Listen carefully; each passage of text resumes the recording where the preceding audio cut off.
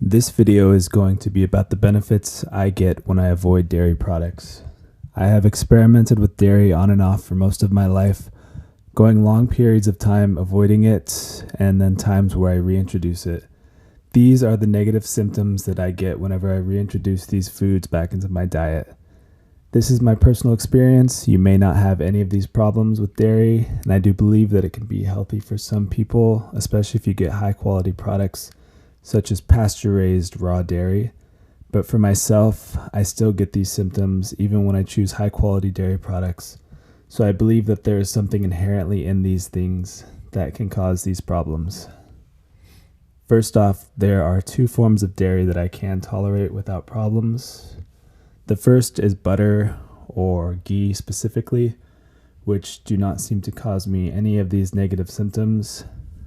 The second is cream, which causes a small amount of issues, but if I only have a small amount, like something like cream on berries, just a little bit, I don't seem to get any of these problems.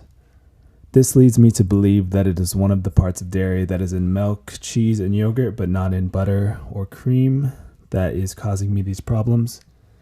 There are four things that are suspect when I look at dairy products. The first is a protein called casein. Generally, if you have an allergy to a food, the protein is most likely going to be the issue. Many people do have problems with casein proteins, specifically the A1 version, but even the A2 type can be problematic for some people. The second is the sugar lactose, which many people cannot break down or lose the ability to break down as they get older. This can cause digestive issues. The third is the high levels of calcium in dairy products. Cow's milk contains 3.5 times more calcium than human breast milk. I believe this can cause a number of problems related to calcification in the body, something that will be expanded on more in another video. And then the last is whey protein. This is probably the least problematic for most people, but someone that's highly sensitive can still have problems with whey protein digesting properly. Now getting into the negative symptoms. The biggest one for me is asthma or breathing problems. When I was younger, I was diagnosed with asthma and had it very bad. I had to use a rescue inhaler and a nebulizer and had multiple severe asthma attacks. At a young age, I began to notice that if I avoided milk, my asthma was less severe, and eventually I stopped drinking milk altogether and had a noticeable improvement to the point that I no longer required my rescue inhaler. However, since then, I have reintroduced dairy many times, and without fail, my breathing problems start to return slowly. I didn't want to make this association because I didn't want to cut out dairy, but I have come to the realization that dairy and asthma go together for me. Number 2 is constipation. This isn't the most glamorous topic, but consuming dairy causes constipation for me. When I'm not consuming dairy, my bowel movements are very regular at the same time every day and 1 to 2 times per day. When I start to consume dairy products, especially cheese, but also milk and yogurt, my bowel movements frequency is significantly less, and oftentimes the constipation is bad enough that I've had to use a suppository, which is a horrible experience. So that can be one of the main causes if you do suffer from constipation. And cutting out dairy for a short period of time, you can see if your bowel movements normalize, and that can be a sign that this is not the best food for you. Number 3 is joint pain, specifically in my fingers and hands. This is another problem that I didn't really want to connect to dairy, but I notice when I'm consuming things like milk or cheese, I get inflamed tips of my fingers and overall joint pain throughout my body. I tried one time to do a milk fast, which is where you just consume milk for a certain period of time, and this is supposed to cure a bunch of different problems for people.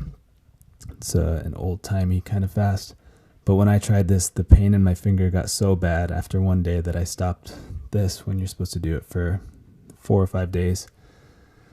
So I believe this is either something to do with the casein causing an immune reaction, or the excess calcium potentially getting deposited into the joints, because I do notice little nodules in the areas where I do have pain. Number 4 is weight gain. Whenever I reintroduce dairy products regularly, I start to gain weight.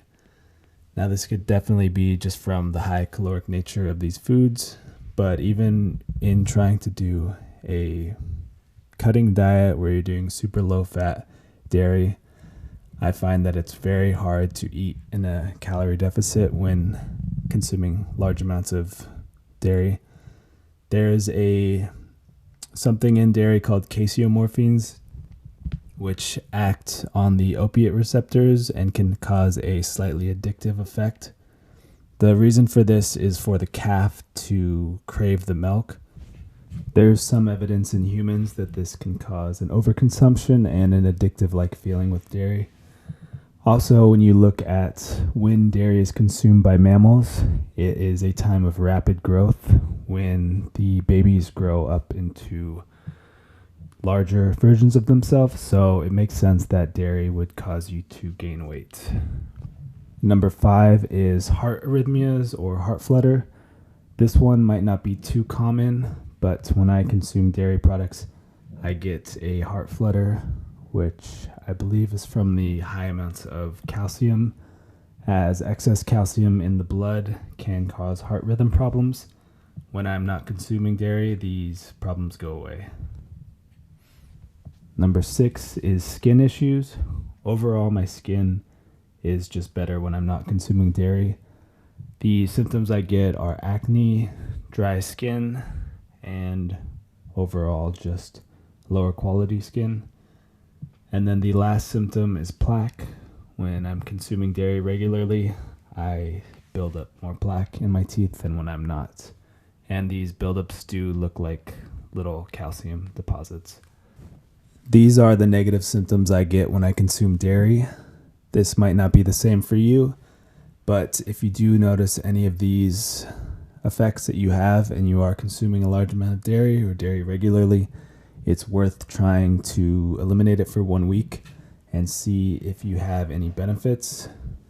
This is not trying to demonize dairy, as I think it can be healthy for some people, but it is good to do self-experiments and see what actually works for you, rather than trying to ascribe to one sort of philosophy or diet camp. Just doing self-experimentation and seeing if you get benefits from something, or if you don't get benefits, at least you'll know. And the more you know, the healthier you can be.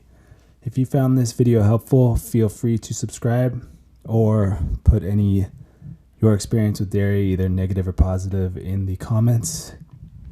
And thank you for watching.